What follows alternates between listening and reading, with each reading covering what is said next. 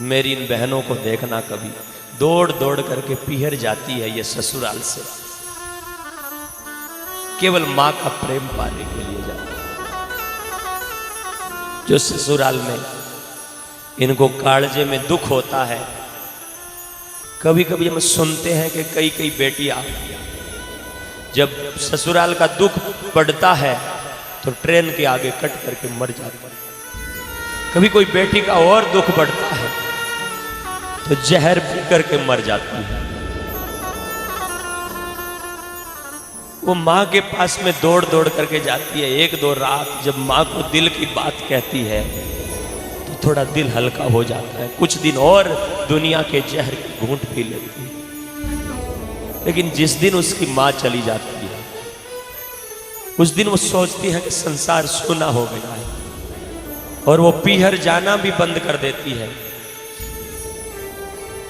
जब बेटी की विदाई हो, 20 साल तक बेटी घर में रहती है, और जब वो उसकी विदाई करती है और मां जब उनकी विदाई करती है तो देखना मां की आंखों में आंसू होते हैं कि बेटी को आगे कैसा घर मिलेगा।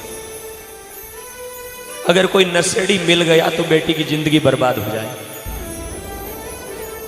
अगर कोई दुख देने वाला मिल गया तो बेटी का जीवन तबाह हो जाएगा। और वो बेटी भी रोती है कि मां, संसार की रीत है, निकल रही हूं घर से, देखेंगे जो मिलेगा। 20 साल तक घर में रहती है। मां और बाप जब सिर पर हाथ रखते हैं बेटी के,